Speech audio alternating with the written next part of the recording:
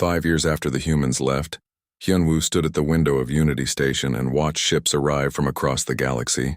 He was 67 now. His hair was white. His hands sometimes shook, but his mind was sharp and his heart was full. Unity Station was the new center of galactic civilization. It was not the largest station. It was not the oldest.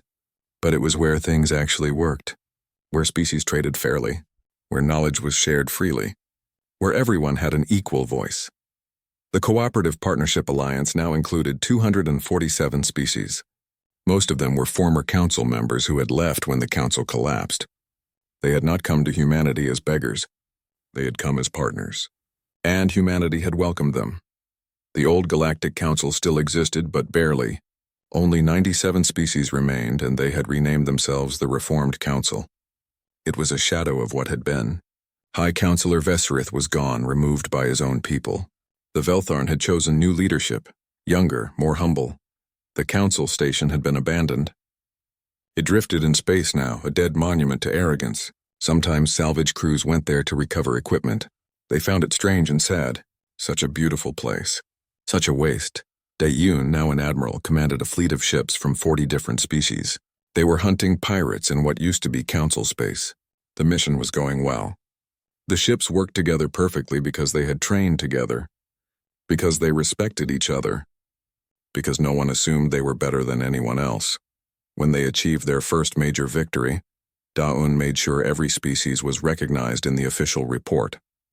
Every captain, every crew, everyone who contributed.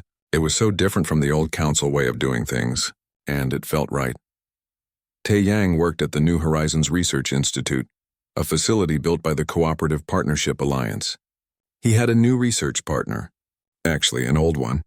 Renval, the Kentari scientist from years ago, had spent 3 years studying under human researchers, learning to think differently, learning to collaborate rather than compete. Together, they had finally achieved the breakthrough in quantum physics they had been working toward. The paper they published listed both their names equally. Renval had insisted. "You did most of the work," Tae-Yang had said. Renval replied, "No, we did it together. That is the difference between then and now." Jiwon was humanity's ambassador to the Reformed Council. She was 34 now. The idealistic young diplomat who had joined the service believing in cooperation between species. That belief had been crushed, then rebuilt, stronger than before. Speaker Velrath led the Reformed Council now. He was young for a Veltarn, only 89 years old in their terms. He had been part of the reform movement that removed Vesrith. He had learned from the Council's failure, and he wanted to do better. Velrath came to Jiwon with a proposal. The Reformed Council wishes to establish formal relations with the Cooperative Partnership Alliance. Not as members. We are not asking to join, but as partners, we can work together on some issues while maintaining separate organizations. Jiwon listened carefully. Why should we trust you? The council dismissed us for 47 years. They rejected our help. They mocked us when we left. Why is it different now? Velrath did not make excuses. Because we were wrong. Because arrogance destroyed us. Because we learned through suffering what we should have learned through wisdom. I cannot change the past, but I can acknowledge it and work for a better future. Jiwon promised to present the proposal to the Alliance Assembly. She thought they would probably accept. The Alliance was built on the principle of cooperation. If the Reformed Council had genuinely changed, they deserved a chance. That evening, Hyunwoo prepared for his retirement speech. After 52 years of diplomatic service, he was stepping down. The Alliance was hosting a ceremony. Representatives from across the galaxy would attend. As he wrote his speech, he thought about the journey, the years of being dismissed, the decision to leave, the fear that they were making a terrible mistake, the relief when they realized they had made the right choice, the pride in watching humanity and their partners build something better. The ceremony was held in the Grand Hall of Unity Station. Thousands attended in person. Millions more watched remotely. When Hyunwoo walked to the podium, the applause was genuine and warm. These people respected him. They valued him. It was everything the council had refused to give.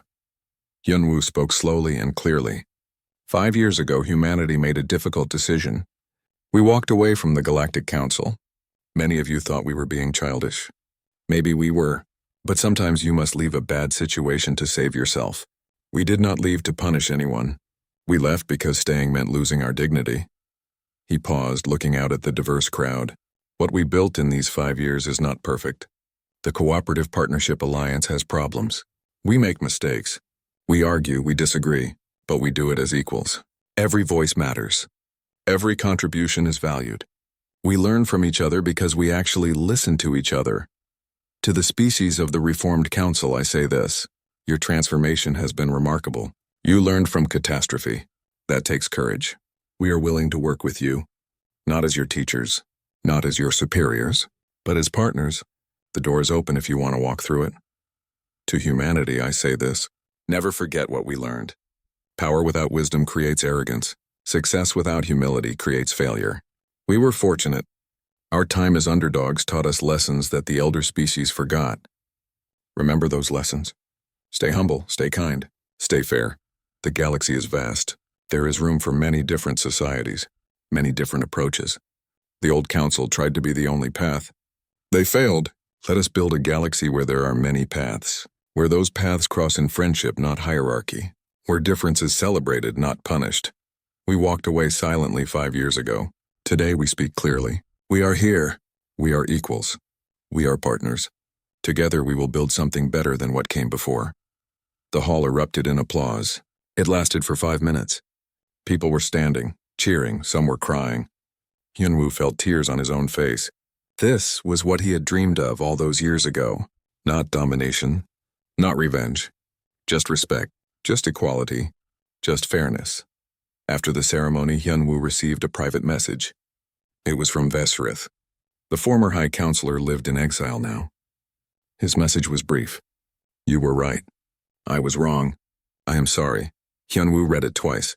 Then he wrote back, "Thank you for saying that. It took courage. I wish you had found that courage sooner. But I accept your apology. I hope you find peace." He meant it. He harbored no hatred for Vesrith or the old council. They had been trapped by their own beliefs. They had paid a terrible price for their arrogance. That was punishment enough. That night, Hyunwoo sat with Daeun, Taeyang, and Jiwon, the 4 of them who had been together from the beginning. They shared a meal. They told old stories. They laughed about the hard times now that they were past. "Do you think we did the right thing?" Jiwon asked.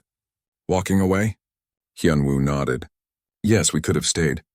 We could have kept begging for respect. But we would have lost ourselves. Better to walk away and build something new." "The council suffered because we left," Taeyang said. "A lot of people died." "Yes," Hyunwoo agreed. "But that was their choice, not ours. We offered help. They refused. We cannot save people who will not accept help. All we can do is offer and hope they are wise enough to accept." Daeun raised her glass. "To walking away. To building something better. To dignity." They all raised their glasses and drank. Outside the window, ships from hundreds of species moved peacefully through space, trading, talking, cooperating, working together. Far away, the abandoned council station drifted in darkness. A human maintenance drone still patrolled its empty halls, faithfully executing its programming even though no one was there to see it. It ran diagnostics on dead systems. It filed reports that no one would read.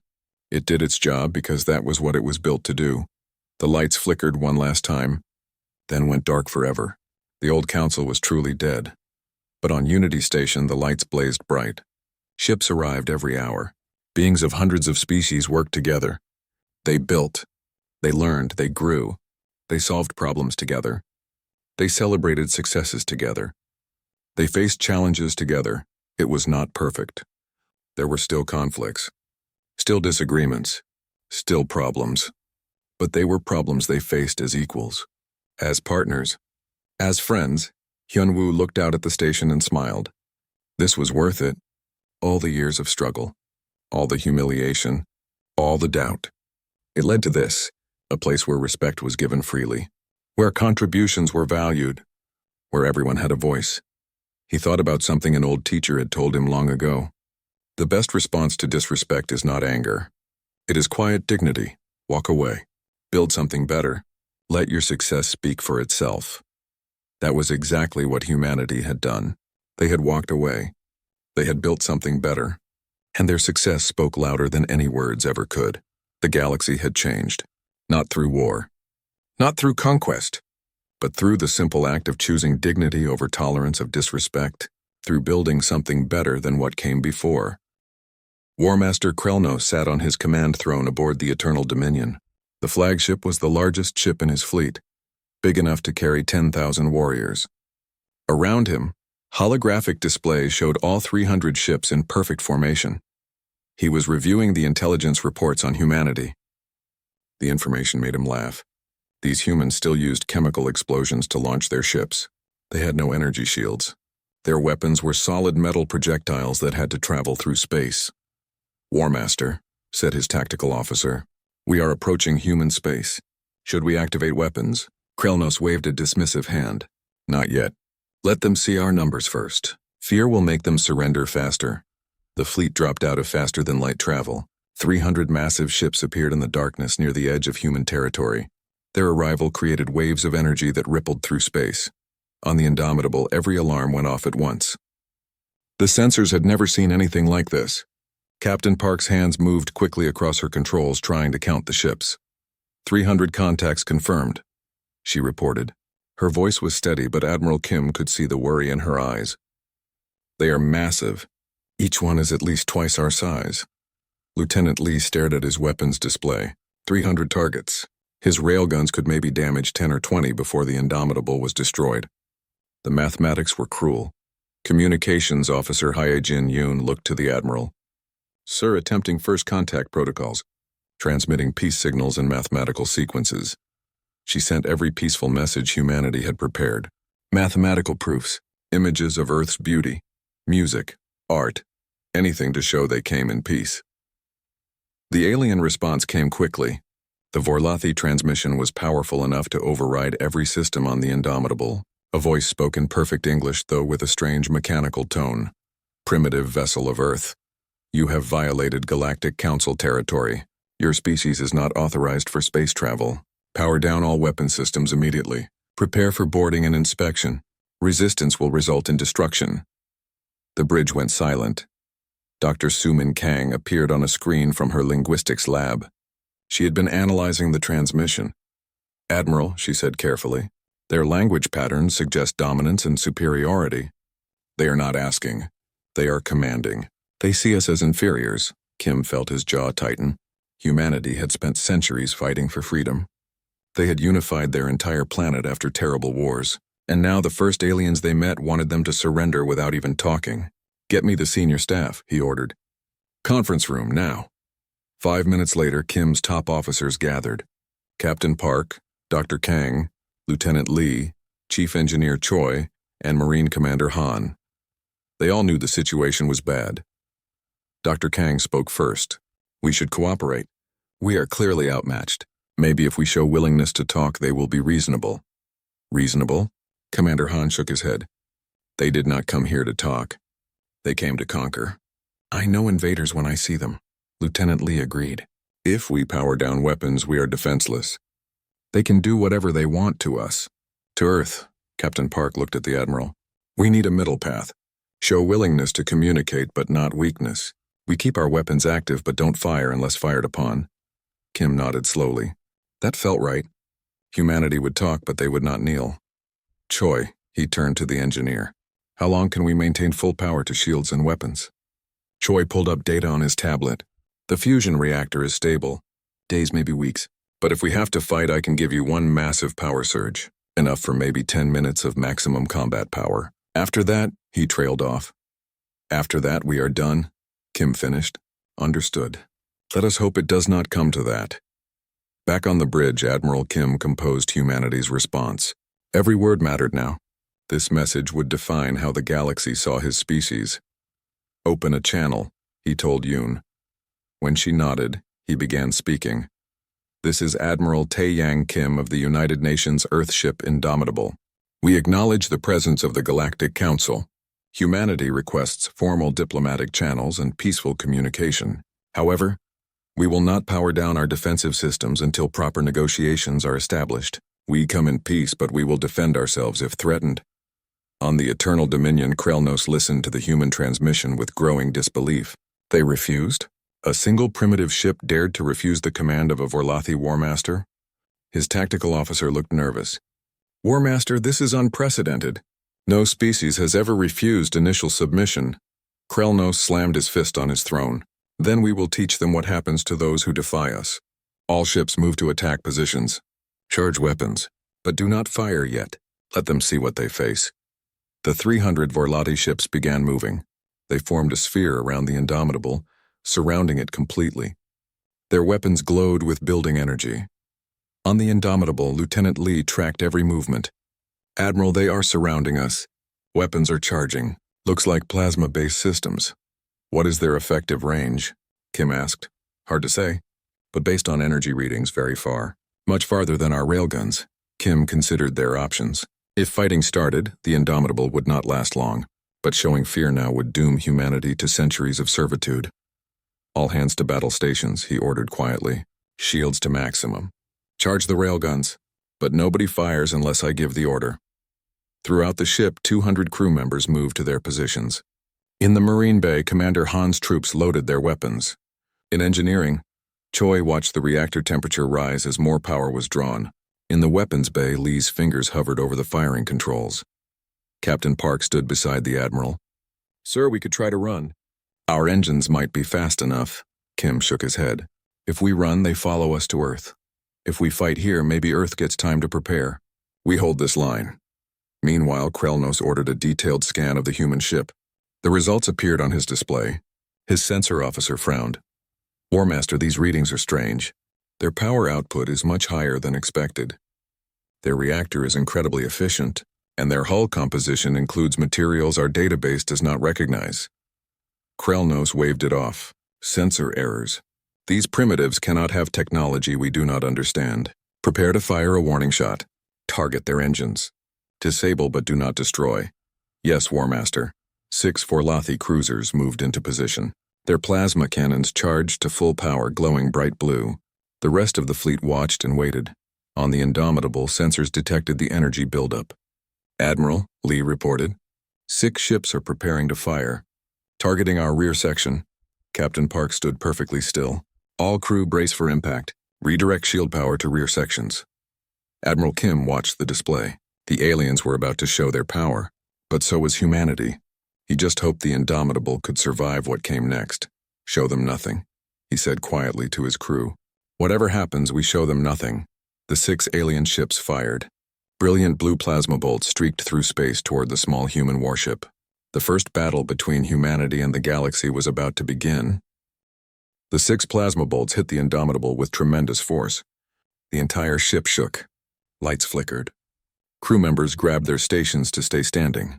Chief Engineer Choi watched his displays with wide eyes. Shields holding at 78%. The electromagnetic field absorbed most of the energy.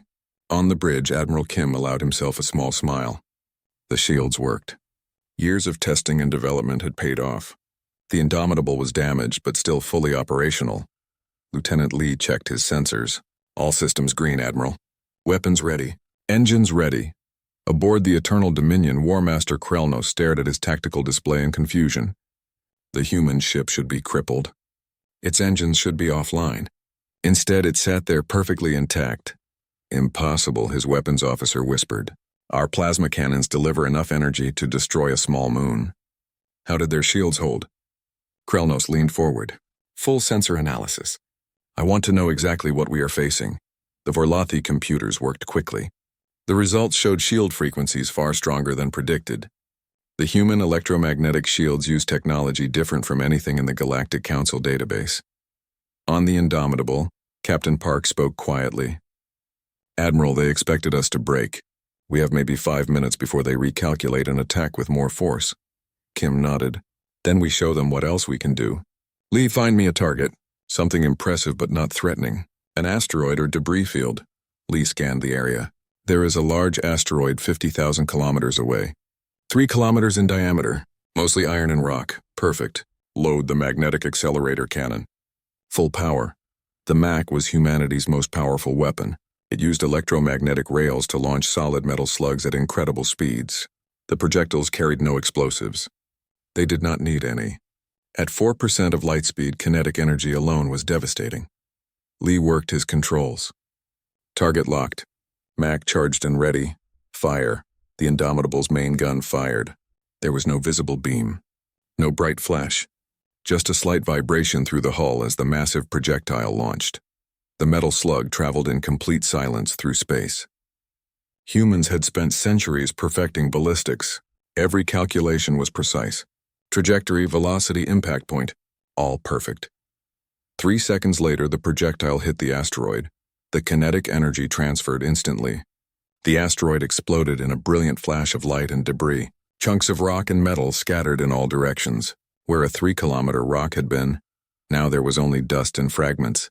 Every ship in the Vorlathi fleet detected the explosion. Their sensors analyzed it immediately. The energy release was massive, greater than their own plasma weapons could achieve. More concerning was how it happened. The Vorlathi sensors had detected no energy buildup before the shot. No charging signature. The weapon fired without warning. Krelnos' tactical officer spoke nervously. War Master, analysis complete. That was a kinetic weapon, pure mass and velocity. The projectile was traveling at 4% light speed. The precision required to hit a target at that range, at that velocity. What? Krelnos demanded. It suggests targeting computers and guidance systems far more advanced than ours. And War Master, kinetic weapons are difficult to defend against. Our energy shields are designed for plasma and laser weapons, not solid projectiles traveling at relativistic speeds. Krelnos felt something he had not experienced in decades of warfare. Uncertainty. These humans were not supposed to be dangerous. They were primitives. Yet their technology was proving to be very different from what the Council expected. Open a channel to High Chancellor Vexithari, he ordered. Priority communication. Minutes later, the Chancellor's hologram appeared. The crystalline being looked concerned. Report, War Master. Why have you not secured the human vessel? Krelnos explained the situation. The shields that absorbed their warning shot.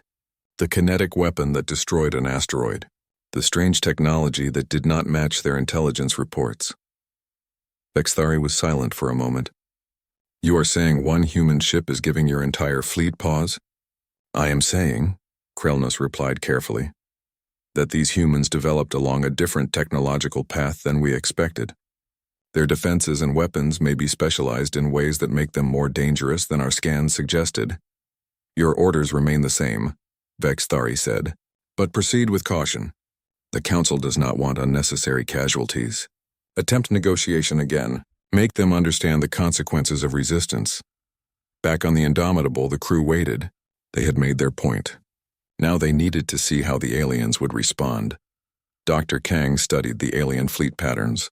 They are repositioning, moving into a loose sphere formation around us. Maintaining distance now. They are being cautious, Captain Park observed. Good. Fear can be as useful as friendship.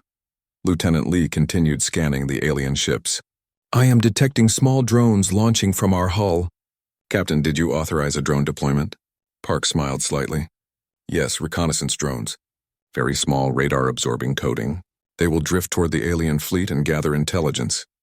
Admiral Kim raised an eyebrow. You launched spies toward them? Intelligence gathering, sir. If we are going to survive this, we need to understand their technology, their weaknesses. Kim nodded approvingly. Carry on. The tiny drones drifted through space. They were no bigger than a human fist covered in material that absorbed sensor sweeps. The Vorlathi fleet, confident in their superiority, did not notice them. Over the next 3 days, a tense standoff developed. The alien fleet surrounded the Indomitable but kept their distance. The humans maintained full alert status, shields up, weapons ready. No one fired. No one backed down. Meanwhile, the reconnaissance drones transmitted data back to the Indomitable. Captain Park and Lieutenant Lee studied every detail. Ship types, energy signatures, communication frequencies, and most importantly, the faster-than-light drives. On the 3rd day, Park called the Admiral to the tactical room. Sir, I think I found something important. She pulled up the drone data. The alien ships use faster-than-light travel, but it requires massive energy buildup. Watch these energy signatures when they prepare to jump. The display showed a Vorlathi destroyer charging its FTL drive. The energy curve was dramatic, rising sharply over several minutes. We can predict when they are about to jump, Park continued. and the energy field they generate is delicate, very sensitive to gravitational distortions. What are you suggesting? Kim asked. Our kinetic weapons travel fast enough to create small gravitational distortions in space. If we fire near a ship charging its FTL drive, we could disrupt the field. Strand them in normal space, Kim understood immediately. The aliens could not chase what they could not follow. And a fleet stranded in normal space could not threaten Earth. But to test this theory, Park said quietly, we would need to provoke them into pursuing us, make them think we are trying to escape. A feint, Kim said. We run, they chase, we disable their ability to follow. Exactly. But it is risky. If we are wrong about the physics or if our timing is off, we will be destroyed. Admiral Kim looked at the star map. Earth was weeks away at normal speeds. But if the alien fleet could use FTL drives, they could reach humanity's homeworld in hours. The choice was clear. Stay here in stalemate or take a chance to actually stop the invasion. Prepare the plan, he ordered. We make our move tomorrow. Show them that humans do not just defend, we counterattack. The alien fleet halted at their first glimpse of a human warship. Part 1, the council chamber floated in the darkness of space like a giant crystal. Inside, beings from 43 different worlds sat in a circle. Some had scales, some had fur, and some were made of pure light. They were the Galactic Council, the most powerful group in the known universe. Today they had a problem. High Chancellor Vexithari stood at the center. His body sparkled like a diamond in the light. He raised one crystalline hand, and the room fell silent. We have found a new species, he said. His voice echoed through the chamber. They call themselves humans. They live on a small blue planet called Earth. A hologram appeared in the air. It showed Earth spinning slowly, its oceans blue and clouds white. Then the image changed to show human cities, human ships, and human weapons. They are primitive, said War Master Krelnos. He was of Orlathi, tall and covered in thick armor plates. His species had conquered 12 worlds. They use chemical rockets. They fight with metal bullets. They have barely left their own moon. The other council members nodded. Some laughed. A species that could not even reach the stars was no threat. They were like children playing with toys. They must be controlled, Krelnos continued, before they become dangerous. My fleet will go to their world. We will teach them their place in the galaxy. The vote was quick. Only 3 members voted against the plan. The rest agreed. The humans must be stopped before they spread across the stars. Krelnos smiled. Within an hour, he sent orders to his fleet. The 47th Conquest Fleet would travel to Earth. 300 warships would make the journey. It would take 3 weeks. This will be easy, Krelnos told his officers. They cannot fight us. They will surrender when they see our power. Far away on Earth, Admiral Taeyang Kim stood on the bridge of the UNS Indomitable. The ship was humanity's first true warship built for deep space. It was 10 years in the making. Every piece of technology was new, tested and retested 1,000 times. Kim was 47 years old. His face was hard, marked by old scars from the Unification Wars. Those wars had nearly destroyed Earth, but they also taught humanity how to fight, how to survive. Admiral, said Captain Ha Yun Park. She was his second in command, young but brilliant. At 32, she was the youngest captain in Earth's Space Force. We have something on the long-range sensors. Kim walked to the sensor station. Show me. The screen displayed strange energy readings at the edge of the solar system. Something was coming. Something big. Could be a comet, suggested Lieutenant Jiwoo Lee. He was the weapons officer, only 29, but with reflexes faster than anyone Kim had ever seen. No, Park said quietly. Comets don't move like that. This is controlled, intelligent. The bridge went silent. Every person knew what this meant. Humanity had wondered for centuries if they were alone in the universe. Now they had their answer. Chief Engineer Dong Hyun Choi appeared on the communications screen. He was down in the engine room checking the fusion reactor. Choi was 38, nervous by nature, but he knew the ship better than anyone. Admiral, if we need full power, I can give it to you, Choi said. But the reactor is experimental. I cannot promise it will not break. Understood, Kim replied. He turned to Park. Contact Earth Command. Tell them we have possible first contact. Then set course to intercept. Park hesitated. Sir, we do not know what we are facing. That is why we go, Kim said. If they are coming to Earth, we need to know their intentions. If they are friendly, we welcome them. If they are not. He paused. Then we are humanity's first line of defense. The Indomitable's engines fired. The ship began moving away from Earth's orbit, heading toward Neptune and the unknown contact beyond. Behind them, Earth continued spinning, unaware that everything was about to change. In the crew quarters, 200 men and women prepared for the unknown. They were soldiers, engineers, scientists. They came from every part of Earth: Korean, African, European, American. Different languages, different cultures, but one mission. Marine Commander Jae-sung Han checked his weapons. He was 44, a veteran of countless battles on Earth. His job was to protect the ship if anyone tried to board it. He did not trust aliens he had never met. Think they will be friendly? Asked one of his Marines. Han loaded his rifle. I do not know, but we will be ready either way. Dr. Soo-min Kang sat in her lab, studying linguistics databases. She was 41, Earth's best expert in communication. If the aliens tried to talk, it was her job to understand them. She hoped they would talk. She hoped this would be peaceful. But she also knew human history. When two civilizations met for the first time, it rarely ended well for the weaker one. Were humans the weaker civilization? They would find out soon. 3 days later, the sensors picked up more details. It was not one ship, it was many. Hundreds of them. They were massive, each one bigger than anything humanity had ever built. Park showed Kim the readings. 300 ships, Admiral, this is an invasion fleet.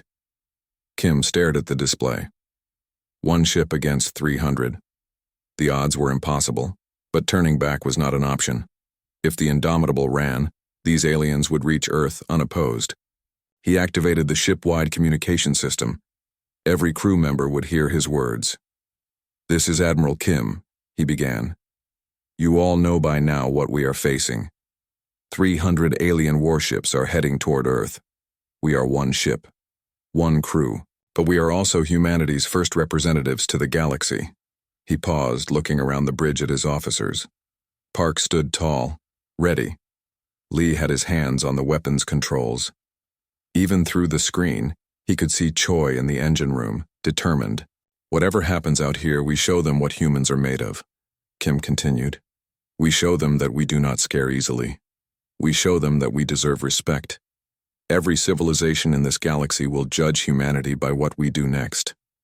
He took a breath. So we go forward.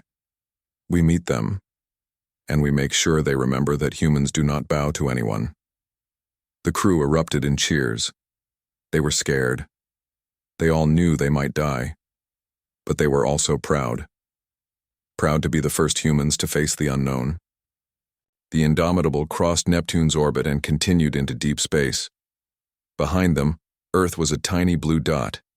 Ahead, an alien armada waited.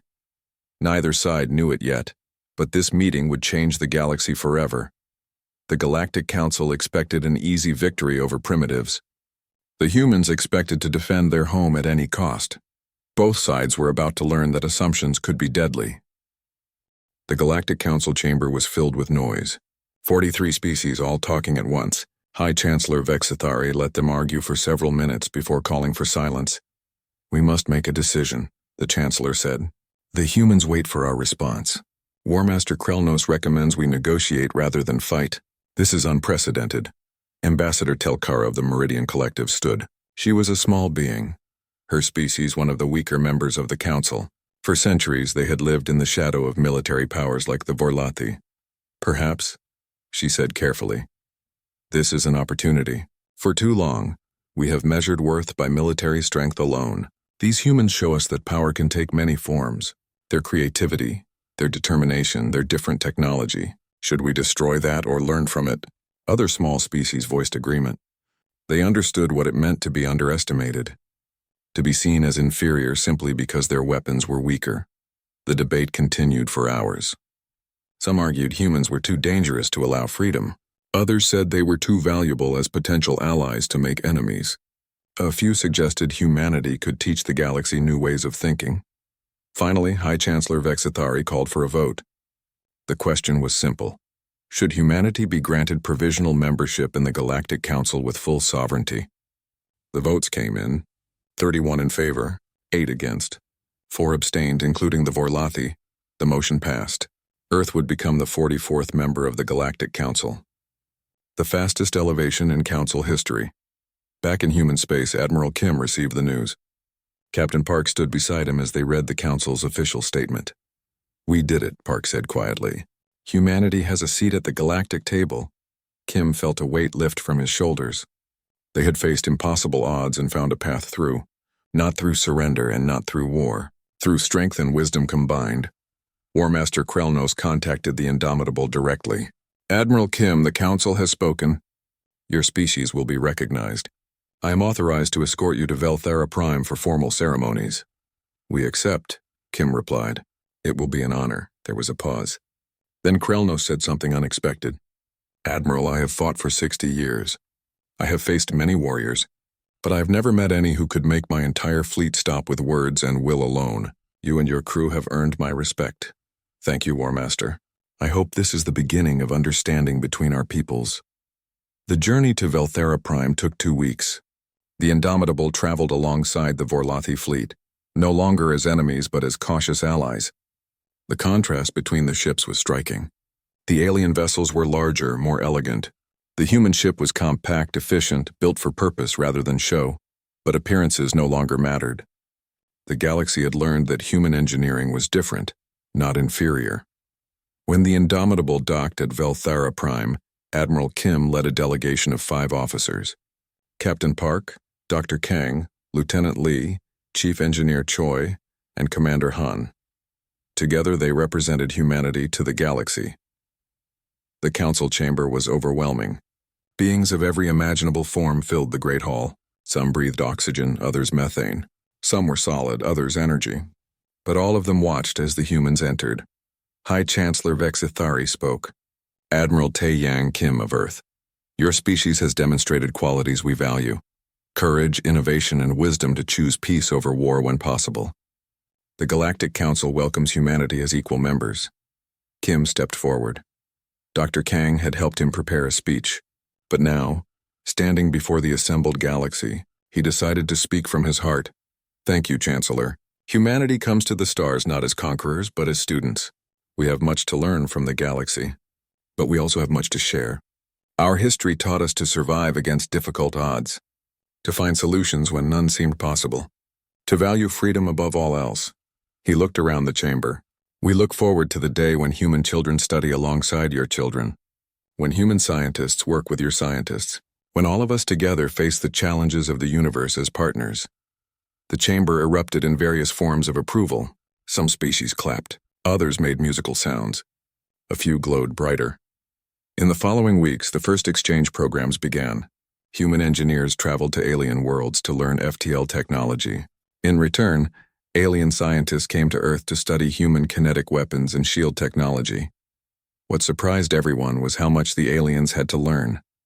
Human approaches to problems were often completely different. Where aliens used energy weapons, humans perfected kinetics. Where aliens built comfortable ships, humans built efficient ones. Where aliens used complex computers, humans used creative AI. 6 months after first contact, Admiral Kim stood on an observation deck at Velthera Prime. The view showed dozens of ships from dozens of worlds. Trade vessels, science ships, and yes, warships. But now among them flew ships with Earth's blue and green insignia. Captain Park joined him. She was being promoted to Admiral herself, to command Earth's growing space fleet. "We made it," she said, echoing her words from months before. "Humanity has a future among the stars," Kim nodded. "Yes, but the hard part begins now. Living up to the standard we set. Proving that our first meeting was not luck, but who we truly are." "We will," Park said with confidence. "Humans do not give up. Ever." War Master Krelnos approached them. In the months since their confrontation, he and Kim had developed a strange friendship. Mutual respect between two soldiers, Admiral, Krelno said. I wanted you to know. I have been studying human military history. Your species has fought more wars than most civilizations fight in 10,000 years. Kim grimaced. Not our proudest legacy. On the contrary, the War Master said. I finally understand. Other species became peaceful because they had no choice. You became unified because you chose it. You learned from your conflicts. That is why one human ship could face my entire fleet. You were not fighting for conquest. You were fighting for survival, for freedom. He paused. The galaxy is better for having you in it. You remind us that there are different paths to strength, different ways to be powerful. Back on Earth, people watched the news from space with wonder. Their world was no longer isolated. The stars were open to them now. New technologies were arriving. New friends. New possibilities. Children studied galactic languages in school. Universities created departments for alien studies. Engineers designed ships that combined human and alien technologies. The first human colony ship launched, carrying 10,000 people to a new world approved by the Council. More would follow. Humanity was spreading across the stars, not as conquerors but as settlers and explorers. Years later, historians would study the confrontation between the Indomitable and the Vorlathi fleet. They would analyze every decision, every word, every action, but the lesson was simple. The alien fleet halted not because of superior weapons, not because of larger ships or more advanced technology. The fleet halted because 200 humans on one small ship refused to accept that being different meant being inferior. They proved that strength came in many forms, that intelligence meant understanding your enemy and finding alternatives to war, that courage meant standing firm even when outnumbered. Most importantly, they proved that humanity deserved a place among the stars, not because they demanded it, but because they earned it. Admiral Kim retired years later, but his legacy lived on. The UNS Indomitable was preserved as a museum ship, a reminder of the day humanity joined the galactic community. On the ship's bridge, a plaque was installed. It read simply, "Here 200 humans faced 300 warships and chose courage over fear, wisdom over violence, and earned humanity its place among the stars." And every year, on the anniversary of first contact, humans and aliens alike gathered at Velthera Prime to celebrate. Not a military victory, but something more important. The day the galaxy learned that respect could not be demanded or taken by force. It had to be earned. And humanity, against all odds, had earned it. The alien fleet halted at their first glimpse of a human warship. But what really stopped them was their first understanding of the human spirit.